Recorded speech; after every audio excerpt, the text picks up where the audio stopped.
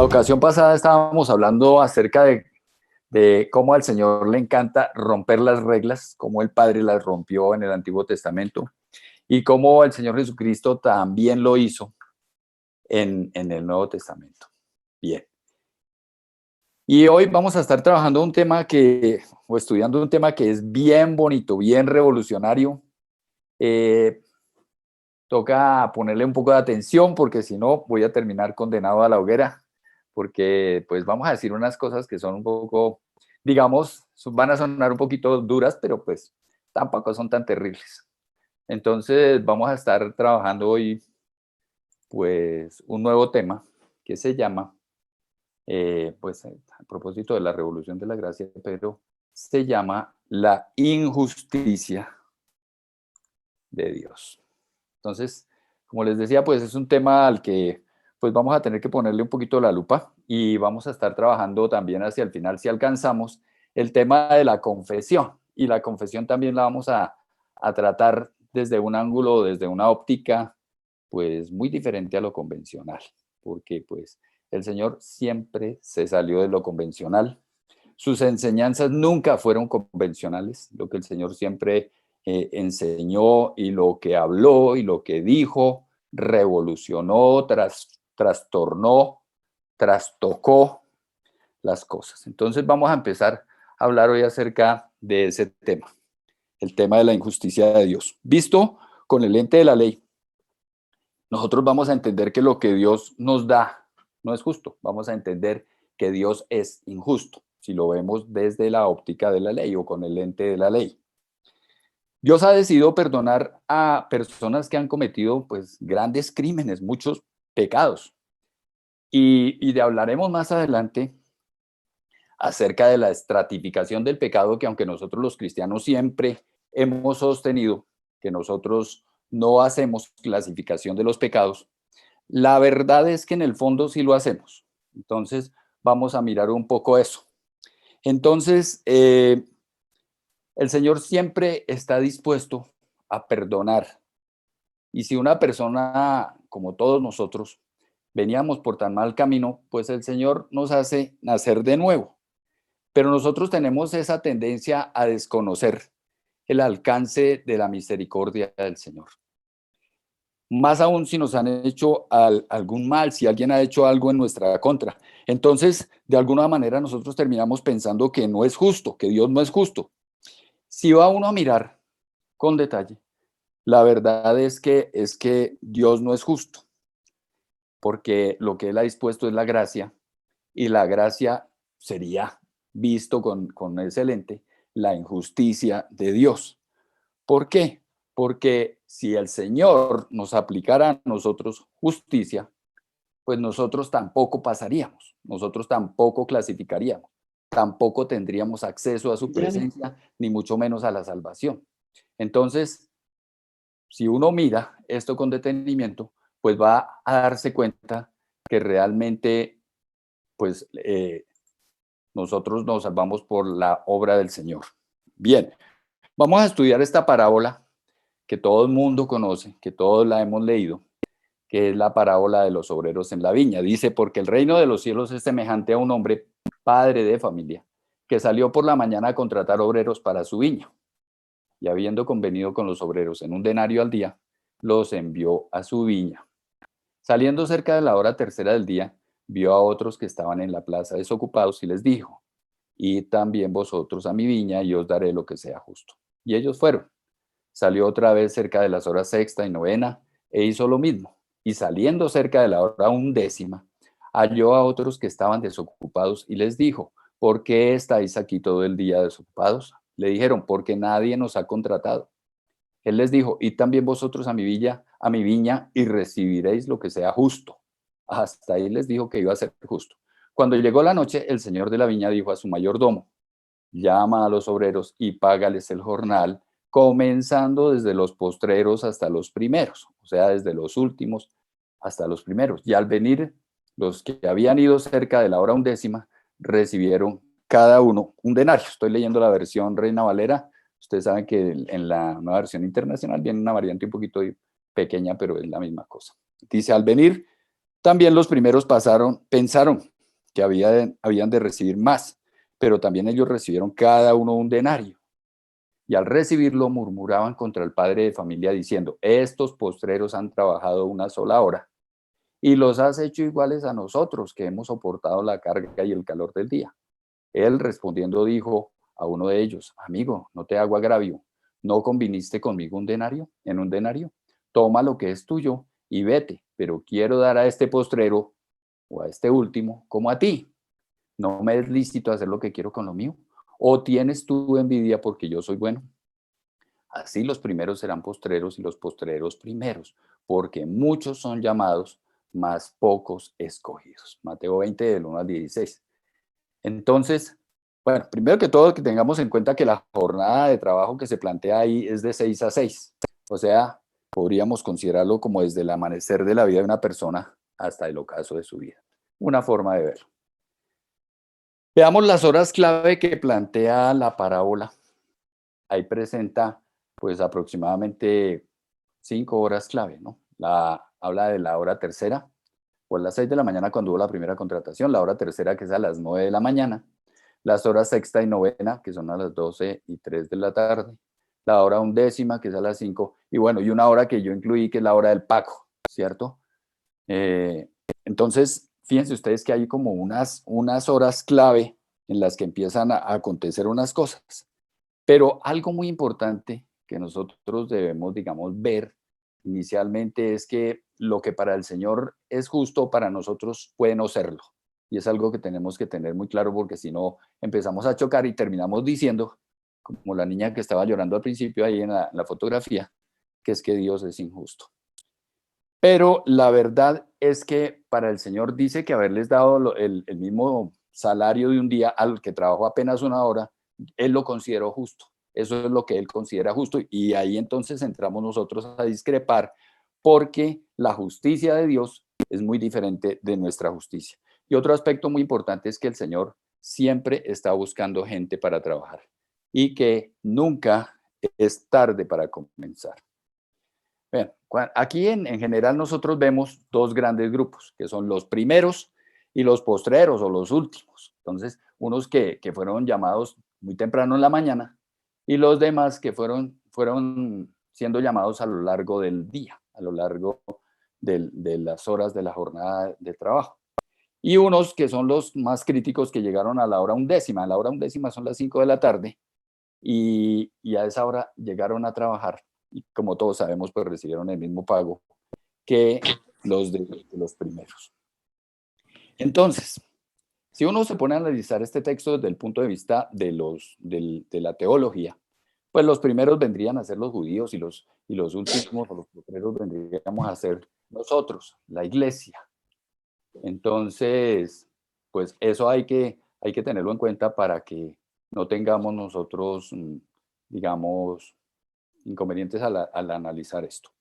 Bien, hablemos de los primeros. Los primeros, dice el Señor, serán postreros y los postreros serán primeros. Primer concepto que ya no nos cuadra, que ya no nos gusta, que ya no nos parece, porque pues nosotros queremos que los primeros pues sean los más tenidos en cuenta y los postreros pues no tanto, porque llegaron tarde y no trabajaron lo mismo y todo lo que ustedes saben que argumentaron los obreros de la viña.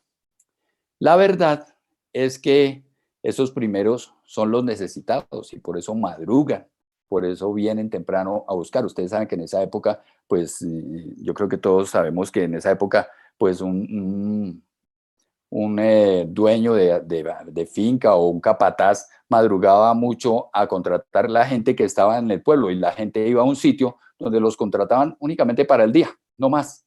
Entonces, ¿quiénes iban? Pues obviamente los necesitados, por eso madrugaban. Bien, el padre de la viña sabe eso, él sabe que todos estamos necesitados. Los últimos, pues de manera general, la necesidad nos hace mover a la búsqueda del Señor.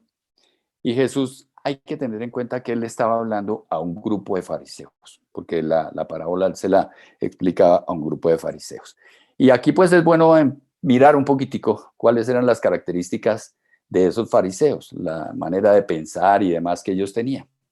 El fariseo tiene la tendencia o quiere siempre estar poniendo las reglas. Y de alguna manera, digamos que esos fariseos estarían pensando como pensamos nosotros aquí a veces a lo colombiano, ¿no? Al que madruga, Dios le ayuda. O ayúdate que yo te ayudaré. Y entonces empieza el fariseo a establecer reglas porque queremos el mérito. Y digo, el fariseo empieza y queremos porque me incluyo ahí. O sea, nosotros tenemos mucho de fariseo y es algo que también nos agrede, nos molesta de pronto escuchar, pero es verdad, nosotros tenemos mucho fariseísmo en nuestra vida. Entonces, tratamos a veces de torcerle el brazo al Señor. Y una de las formas en las que nosotros, o las más comunes que utilizamos para torcerle el brazo al Señor, pues es la oración, el ayuno. Y ustedes saben que en el Antiguo Testamento se hablaba de oración, ayuno, silicio y ceniza, bueno, que se hacía cuando la persona, pues, alguna situación lo ameritaba. Pero la oración y el ayuno es algo que nosotros tratamos de utilizar para torcerle el brazo al Señor, como para sacarle el favor al Señor, para obligarlo de alguna manera. Recuerden que en la ocasión pasada hablábamos que el ayuno es para tener intimidad con Dios. Ahora, si como consecuencia de esa intimidad con Dios, el Señor obra en muchas cosas, bueno, qué bueno, pero el ayuno no es un arma para sacarle favores al Señor como a veces lo usamos. Lo mismo la oración tampoco. La oración es hablar con Dios y es tener comunión y trato y relación directa con Él. Cuando nosotros nos cometen alguna injusticia, pues queremos justicia y cuando hemos sido injustos con algo, pues con alguien queremos es misericordia. Trabajar por la salvación, eso es fariseísmo, eso es hipocresía. El fariseísmo, la levadura de los fariseos es hipocresía. Existe ese concepto falso de que nada es gratis en la vida. Entonces, por eso nosotros tomamos la actitud del fariseo de querer pagarle al Señor y por eso la tendencia tan grande que hay entre muchas personas del pueblo de Dios, no todos, por querer hacer obras para agradar al Señor, cumplir la ley o cumplir preceptos. Pero es un concepto falso de que nada es gratis en la vida y por eso por eso es que nosotros tenemos problemas a veces, porque la gracia viene para nosotros de manera que es algo gratis para nosotros. La gracia no fue gratis, porque el Señor Jesucristo pagó con su vida, con su sangre y con todo. Él entregó su ser entero por darnos la gracia, de manera que la gracia no es gratis en el sentido literal de la palabra. Para nosotros lo es, pero no lo fue para el Señor Jesucristo. Entonces veamos un poquitico lo que a nosotros nos compete o lo que nos atañe. Fíjense que nosotros a veces somos como esos trabajadores de la viña. Cuando se trata de obtener los mejores beneficios, pues establecemos reglas. Queremos lograr las cosas por méritos, reconocimiento queremos. Y como les decía ahorita, pues queremos justicia, a veces queremos misericordia, pero queremos lograr las cosas por méritos. Bien. Y vamos a mirar un poquitico acerca de los últimos o los postreros. Entonces, dice que, de acuerdo a lo que veíamos en el pasaje, son 4 grupos.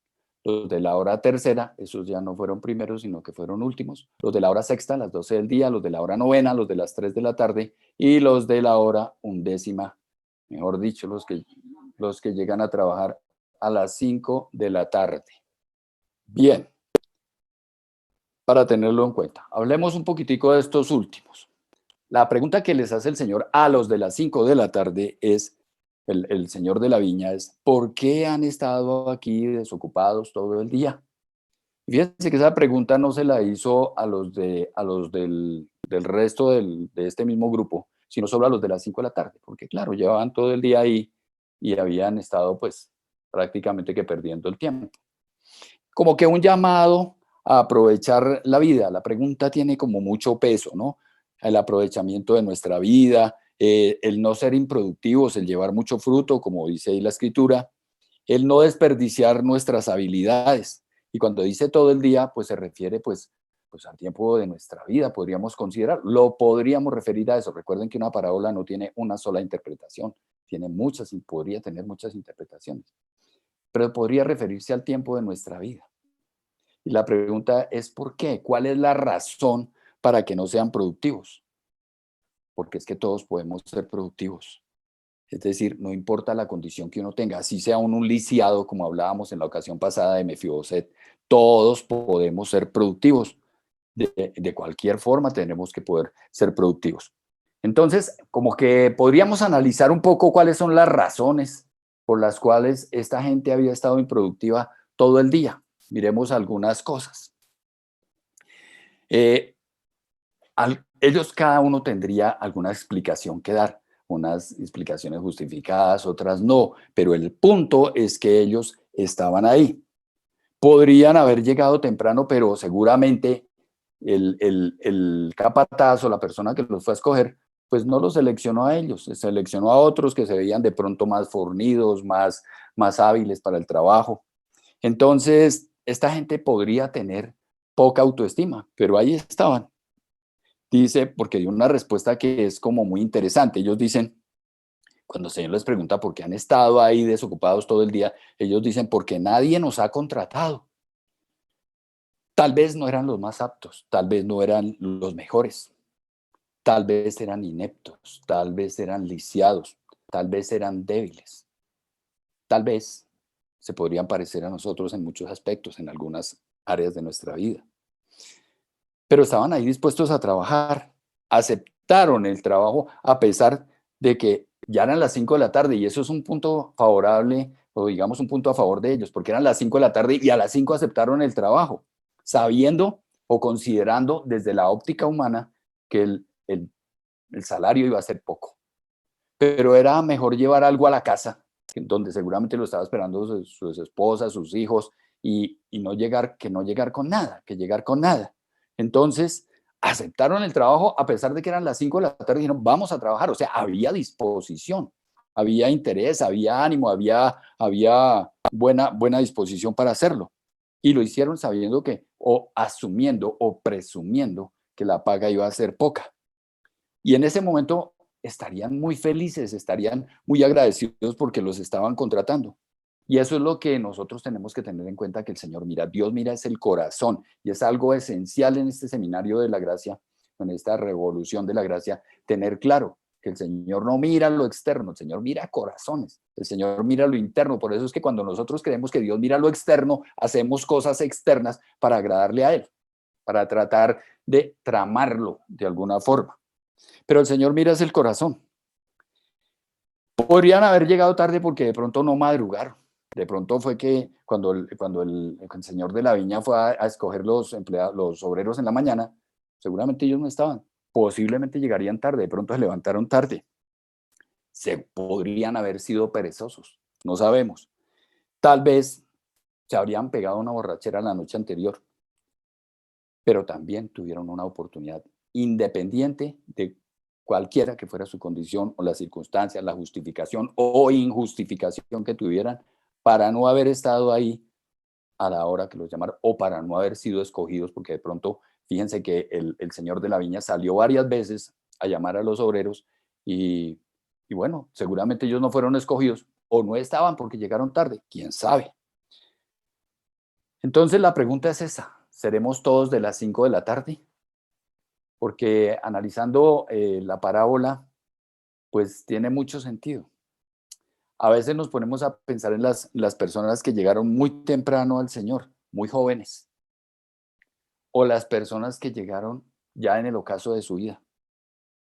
La verdad es que todos, para el Señor, todos somos de las 5 de la tarde y todos tenemos los privilegios de los que madrugaron, a pesar de que todos seríamos de las 5 de la tarde.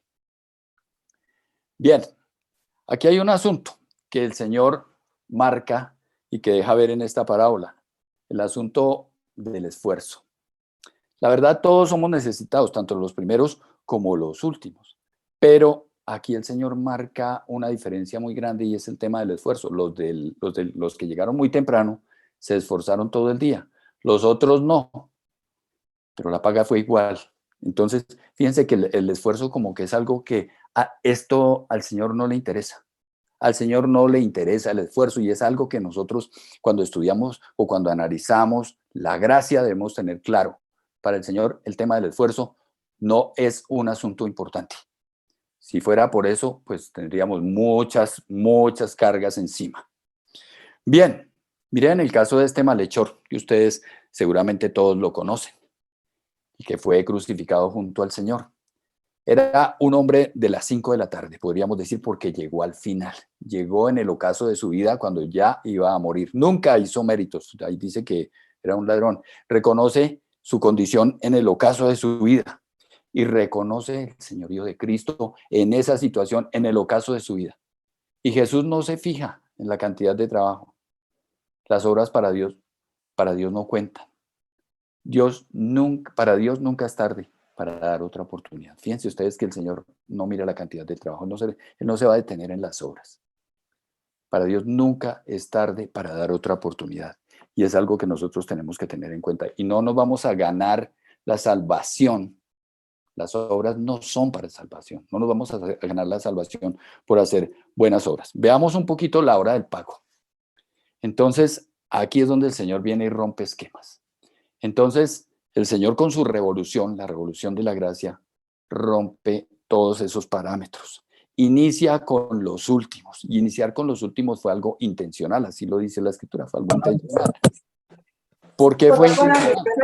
Perdón un momento, voy a apagar el micrófono.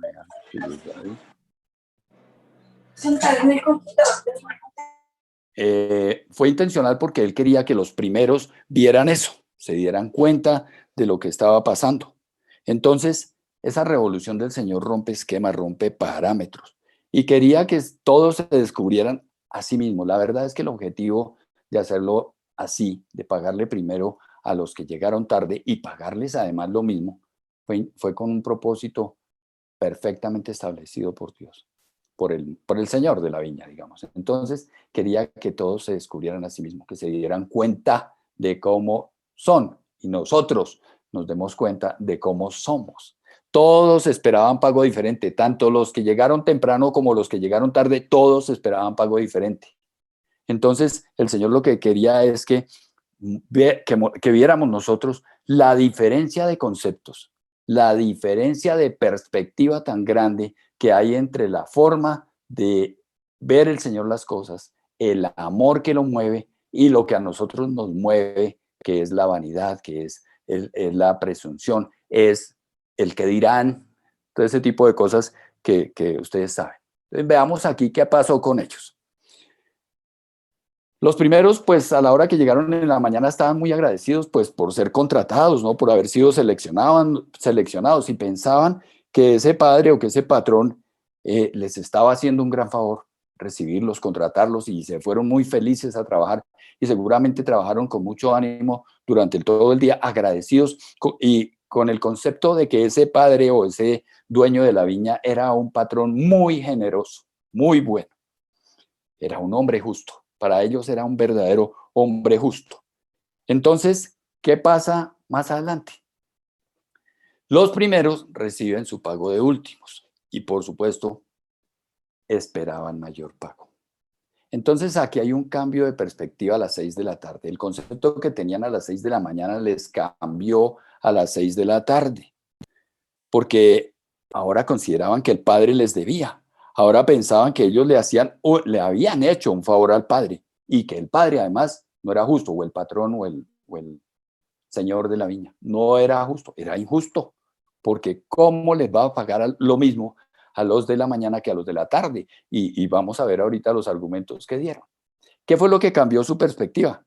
Pues compararse con los demás, querer imponer su propia justicia, querer imponer las reglas, porque es que las reglas no las ponían los trabajadores, las reglas las ponía el señor de la viña, el dueño, el que los contrató.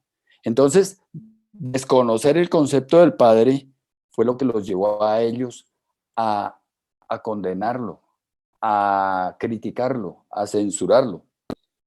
Y la verdad es que nosotros, si nos ponemos a compararnos con los demás, siempre vamos a encontrar algunas personas que son mejores y que son peores en algún campo, circunstancia o situación de la vida. Y esas comparaciones pues hacen daño.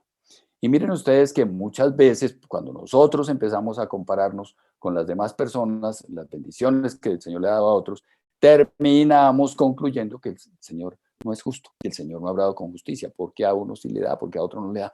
Pero la verdad es que todos somos de las 5 de la tarde. todos llegamos sin derecho alguno. Y el Señor nos recibió. Pero la mentalidad farisea tiende a poner reglas. Y ellos estaban poniendo las reglas de los fariseos. Bien, veamos los argumentos. Los argumentos de los primeros jornaleros tenían obviamente una mentalidad legalista. Olvidaron quién tenía el control. Dice, tuvimos todo el peso del trabajo, soportamos el calor del día y empezaron a murmurar contra el Padre. Esa mentalidad legalista de que si yo soy bueno no le hago mal a nadie, yo no robo, yo no mato. Y entonces, ¿por qué a fulano? Y empezamos con esos análisis humanos equivocados, erróneos, impropios, porque la gracia es muy grande en ocasiones para nosotros. Olvidaron quién es realmente quien está al control.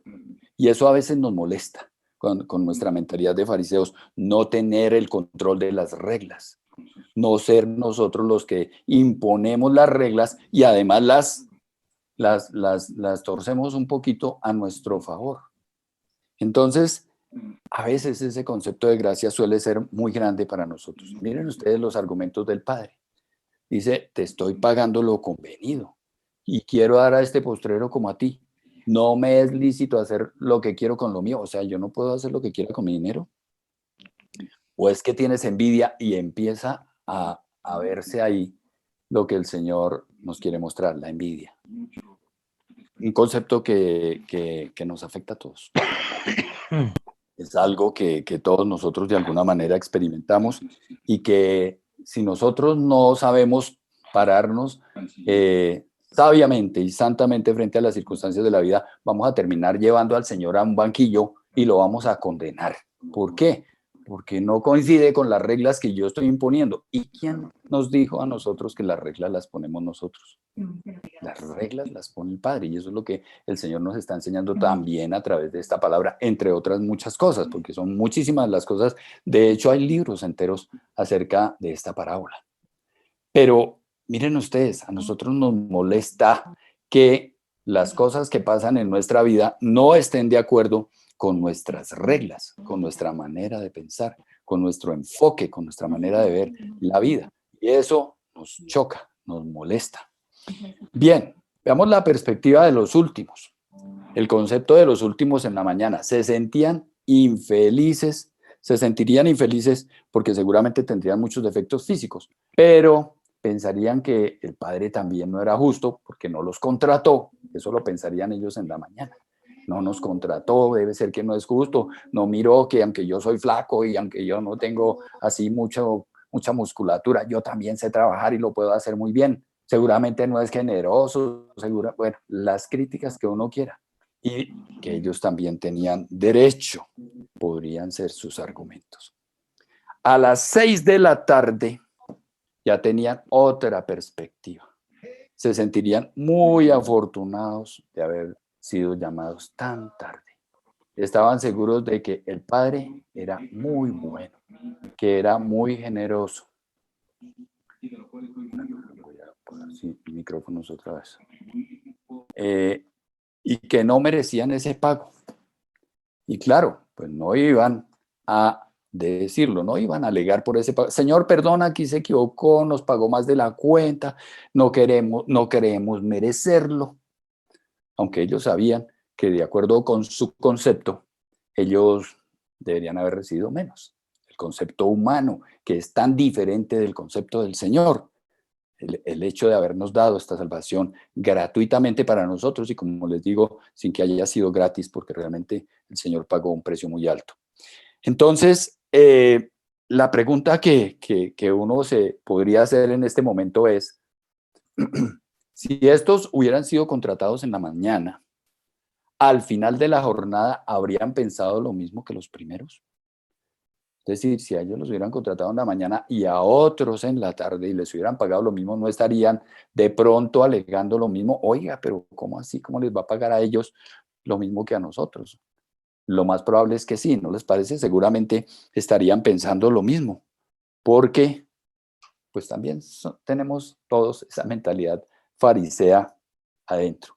Y es que nosotros en cuanto a la vida y en cuanto a las cosas de Dios, nosotros tácitamente hemos planteado una regla a la que además nos sometemos, aunque a veces va en contra nuestra, pero nos sometemos a la regla. Absurda y tontamente nos sometemos a la regla, y es la ley de la proporcionalidad. Establecemos reglas que no nos favorecen a veces, y cuando le podemos sacar partido, pues mucho, con muchas más veras. Entonces establecemos reglas para ganar el favor de Dios. Y lo más grave del asunto es que queremos imponérselas a otros y además queremos imponérsela a Dios. Y las reglas tienen un gran problema, que las reglas nos obligan a compararnos y perdemos de vista quién está al control.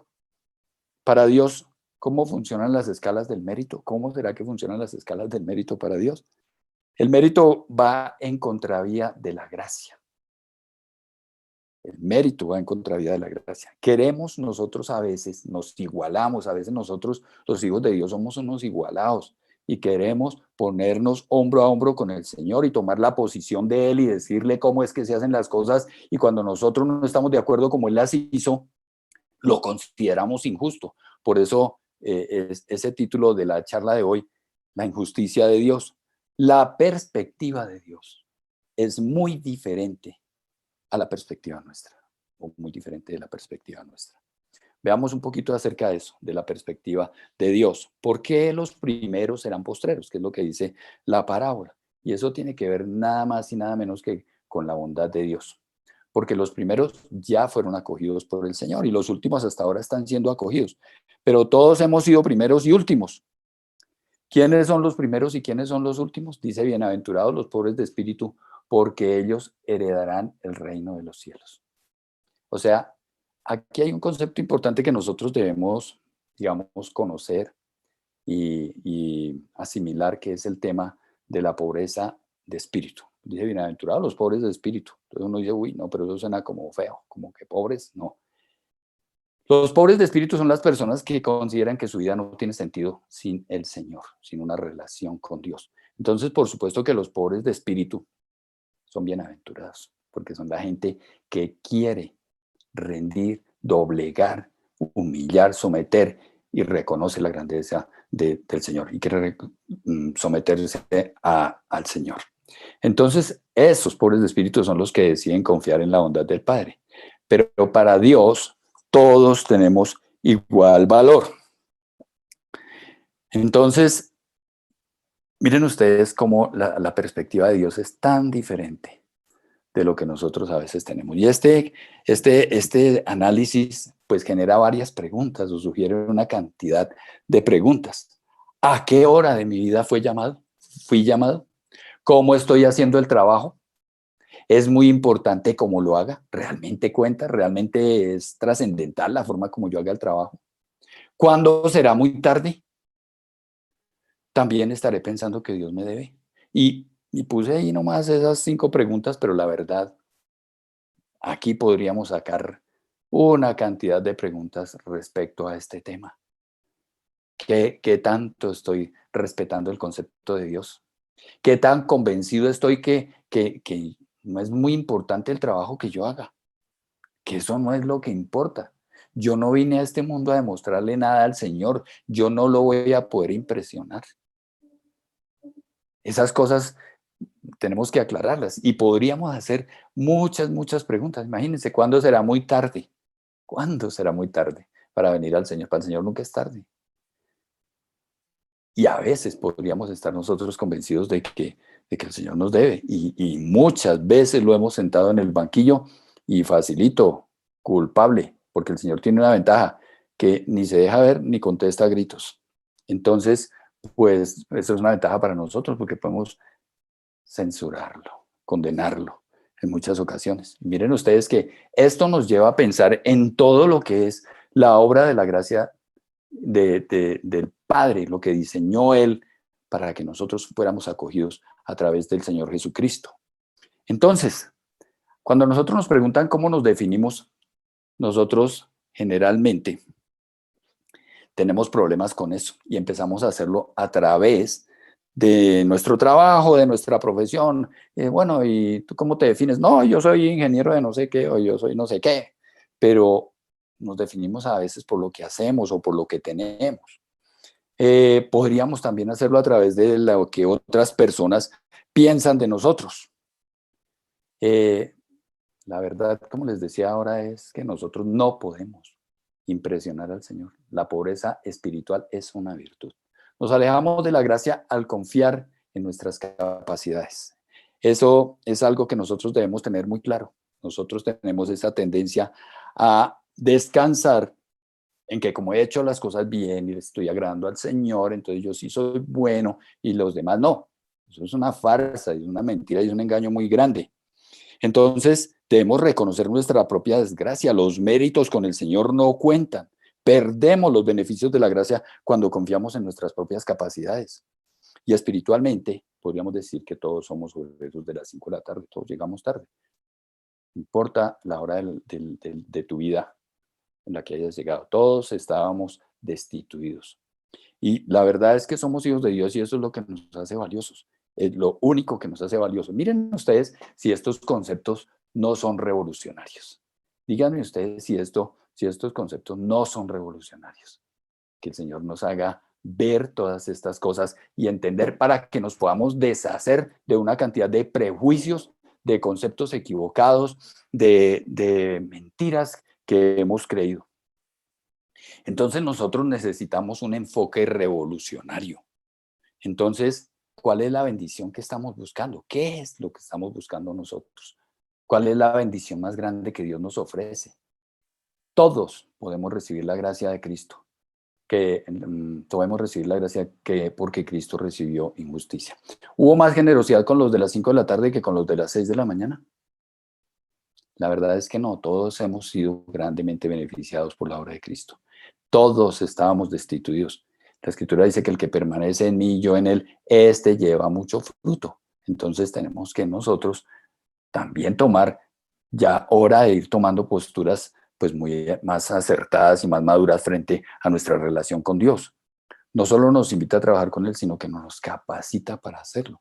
Qué maravilla que el Señor nos invite a trabajar en su obra, nos reciba, no le importe si es temprano o es tarde, si es muy habilidoso o no lo es, porque Él nos va a capacitar para hacerlo.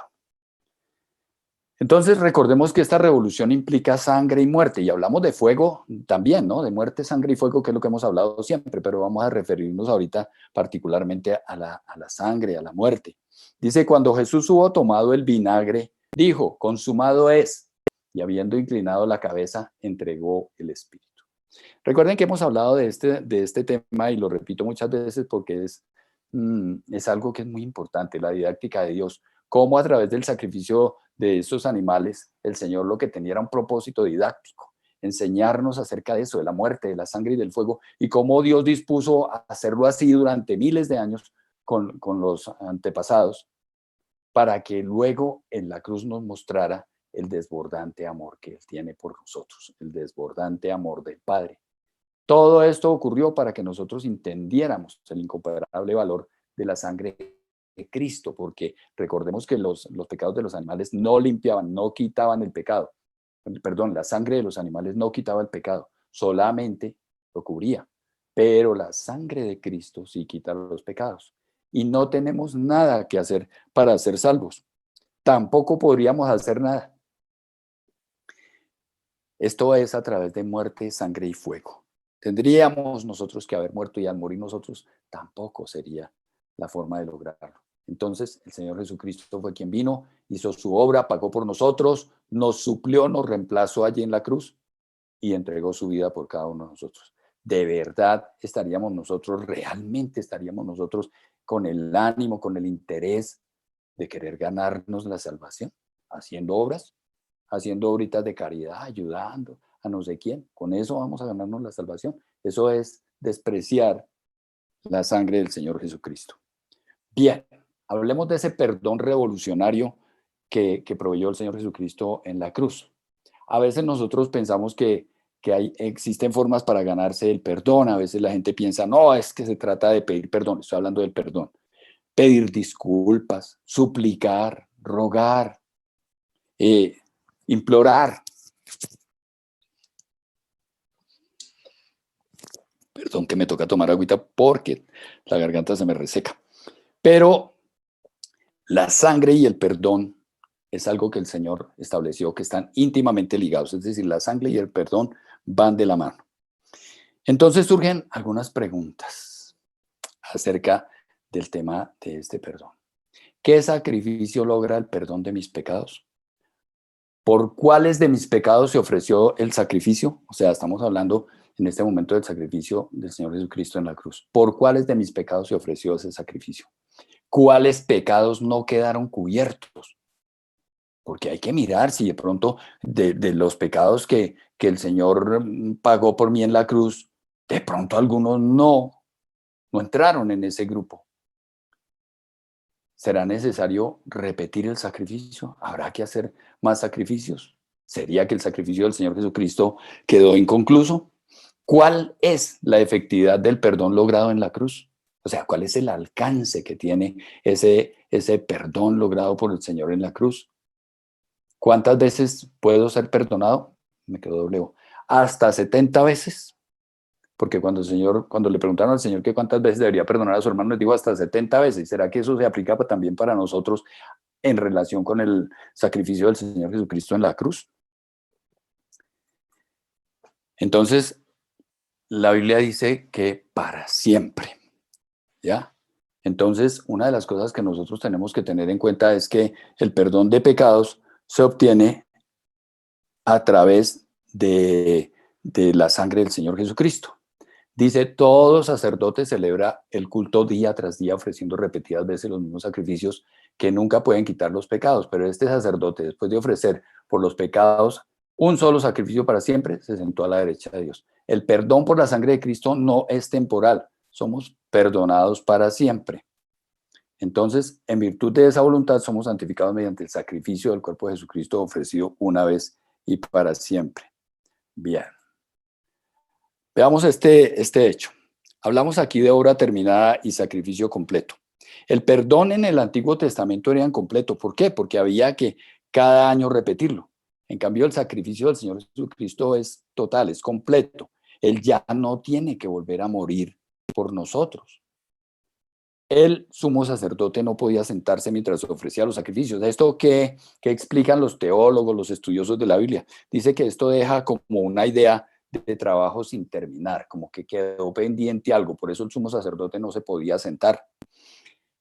En el Nuevo Testamento, el sumo sacerdote, el Señor Jesucristo, se sienta una vez terminado su trabajo, que es lo que vemos en esos pasajes. Dice, se sentó a la derecha de Dios en espera de que sus enemigos sean puestos por estrado de sus pies. Y ahí en el versículo de abajo dice, el Hijo es el resplandor de la gloria de Dios, la fiel imagen de lo que Él es. Y Él sostiene todas las cosas con su palabra poderosa. Después de llevar a cabo la purificación de los pecados, se sentó a la diestra de la majestad en las alturas. Se sienta a la diestra de Dios porque el trabajo del Señor Jesucristo ya está terminado. Recordemos eso. La obra del Señor Jesucristo es una obra terminada y el sacrificio es completo. Es todo lo que había que hacer y Él lo hizo. Entonces, la sangre de Cristo, dice Hebreos 9, por el contrario, al presentarse como sumo sacerdote de los hebreos, de los bienes definitivos en el tabernáculo más excelente y perfecto, no hecho por manos humanas, es decir, que no es de esta creación, entró una sola vez y para siempre en el lugar santísimo. No lo hizo con sangre de machos, cabríos y becerros, sino con su propia sangre, logrando así un rescate eterno. Entonces, aquí hay un concepto muy revolucionario en este pasaje y en este tema del sacrificio y la obra completa del Señor Jesucristo. Y es que la obra del Señor Jesucristo abarca pasado, presente y futuro. Entonces, ¿de qué estoy hablando? Estoy hablando de los pecados que cometimos antes de la conversión y los pecados que estamos cometiendo ahora y los pecados que cometeremos más adelante. La obra del Señor Jesucristo abarca todos esos pecados, los pecados del pasado, los pecados del presente y los pecados del futuro, porque uno podría pensar, bueno, ¿y qué pasa con los pecados posteriores a la conversión? Porque un concepto muy generalizado también entre el pueblo de Dios es que si yo me convertí al Señor, reconocí mis pecados, me recibió y entonces quedé limpio. Pero si vuelvo a cometer otro pecado, entonces ya otra vez estoy como medio destituido o no tan aceptado. Y la verdad es que ese es un concepto fariseo, es un concepto legalista, es un concepto impropio. La obra del Señor Jesucristo, y miren ustedes si no es revolucionario este concepto, la obra del Señor Jesucristo abarca los pecados de mi pasado, los pecados del presente y los pecados del futuro. Cuando el día que hicieron el llamado, el día que yo resolví decidí entregar mi vida al Señor, ese día pedí perdón y el Señor perdonó mis pecados del pasado, del presente y del futuro. La Biblia no presenta un tratamiento diferente en la cruz para los pecados antes y después de la conversión. Es el mismo trato. Es un solo paquete.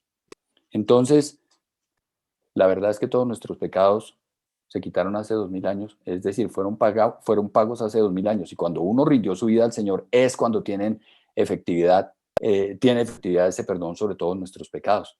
Y este es un concepto bien revolucionario que a mí cuando lo estaba estudiando me pareció muy fuerte, me pareció muy intenso, muy grande saber que cuando yo rendí mi vida al Señor, el día que me entregué a Él, me perdonó los pecados del pasado, del presente y del futuro. O sea, me estaba perdonando ese día el Señor los pecados que ni siquiera había cometido, que iba a cometer más adelante.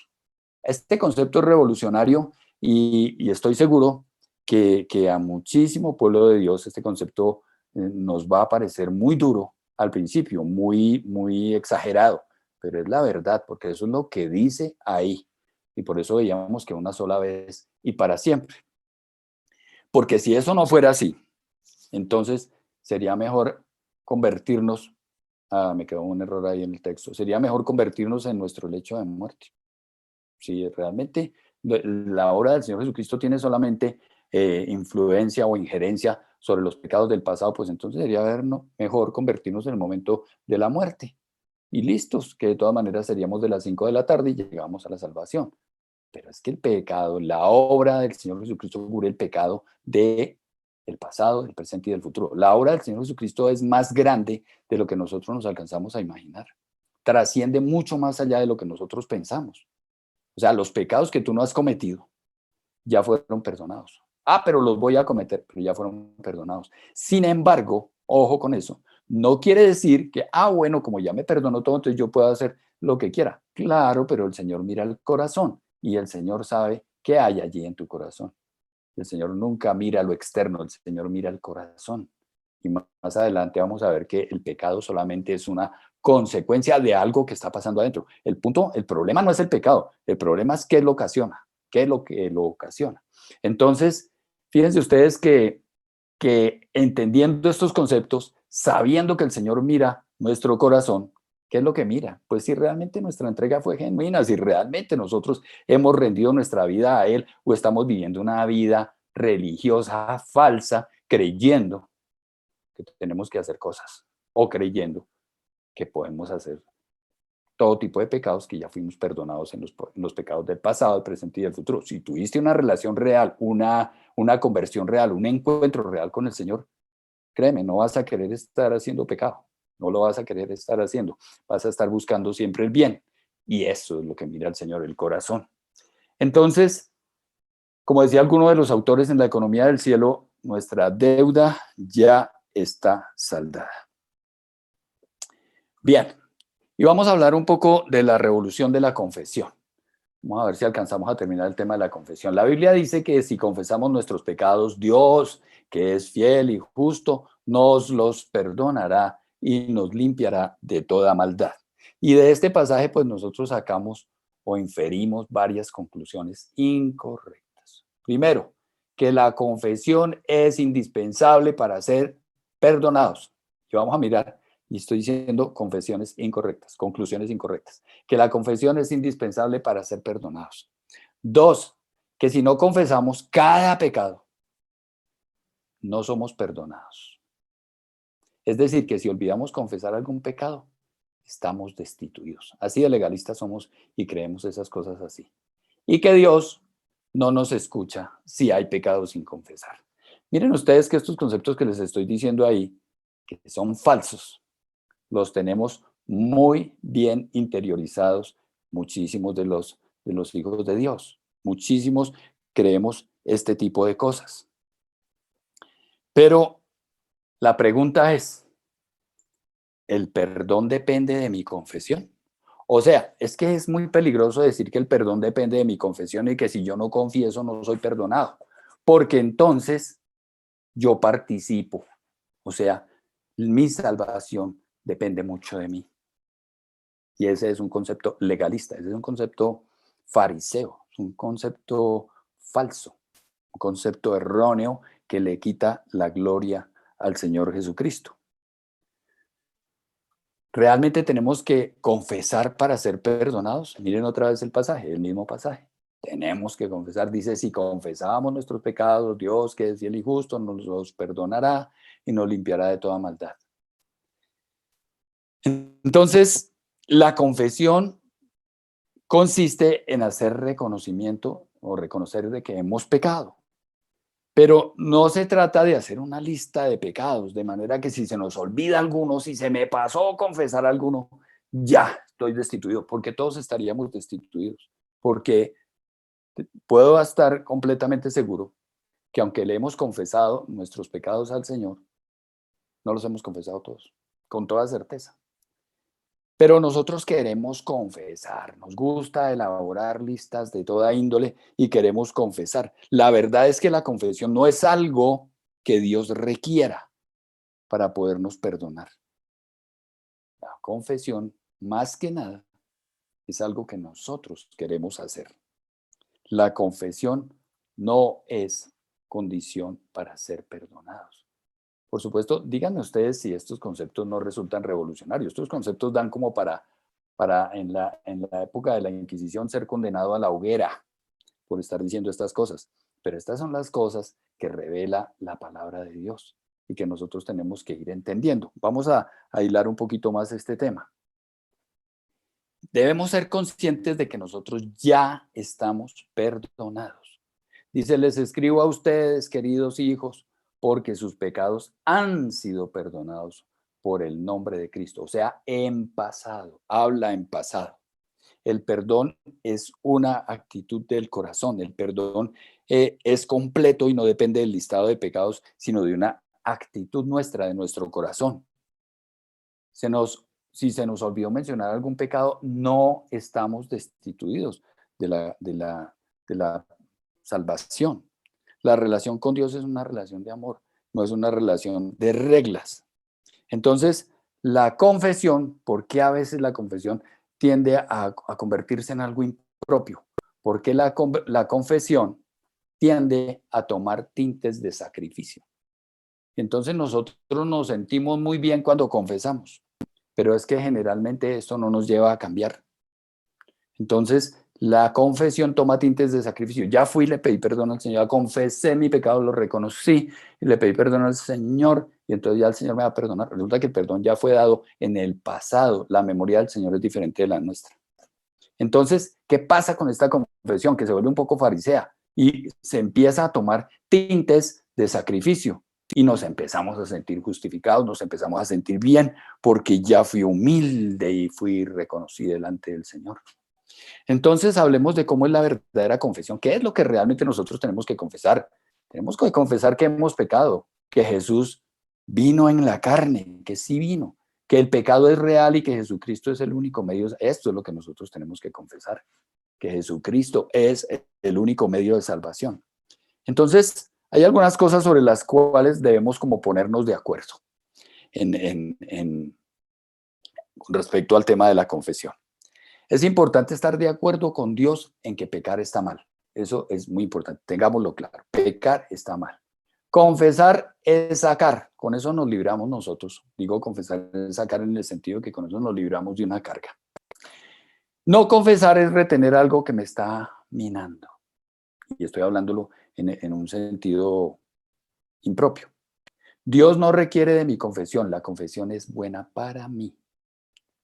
Es la sangre de Cristo la que nos limpia de todo pecado. La obra de Cristo no depende de nuestra capacidad para recordar, porque si yo tengo que hacer una lista de pecados y se me pasó alguno, condenado. No, el Señor no es así. La relación con el Señor no es una relación de reglas, es una relación de amor.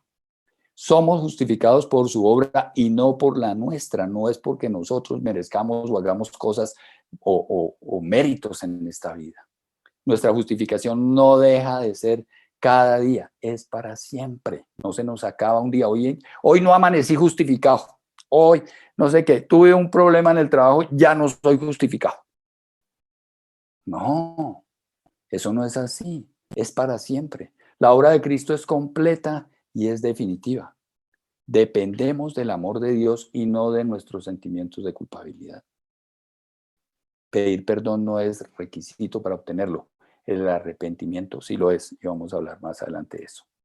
Entonces, no creamos más mentiras.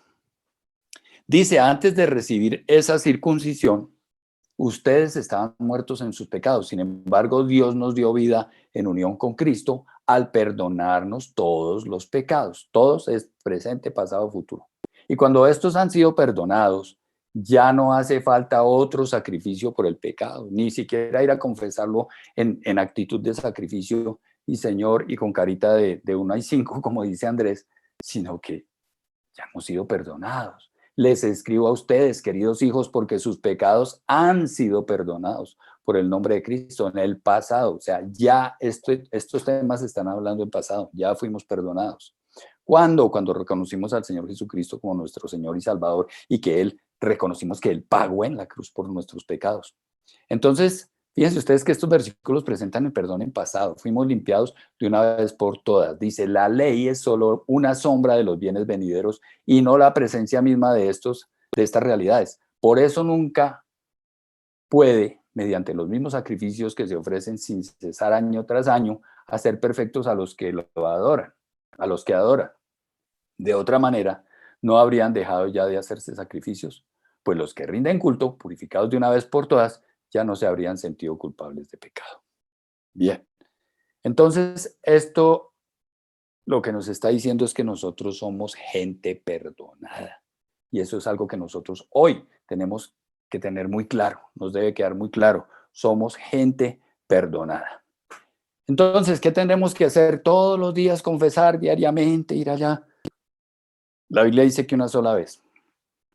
Dice, ni entró en el cielo para ofrecerse vez tras vez como entra el sumo sacerdote en el lugar santísimo cada año con sangre ajena. Si así fuera, Cristo habría tenido que sufrir muchas veces desde la creación del mundo. Al contrario, ahora, al final de los tiempos, se ha presentado una sola vez y para siempre a fin de acabar con el pecado mediante el sacrificio de sí mismo. A diferencia de los otros sumos sacerdotes, él no tiene que ofrecer sacrificios día tras día, primero por sus propios pecados y luego por los del pueblo, porque él ofreció un sacrificio una sola vez y para siempre, cuando se ofreció a sí mismo allí en la cruz.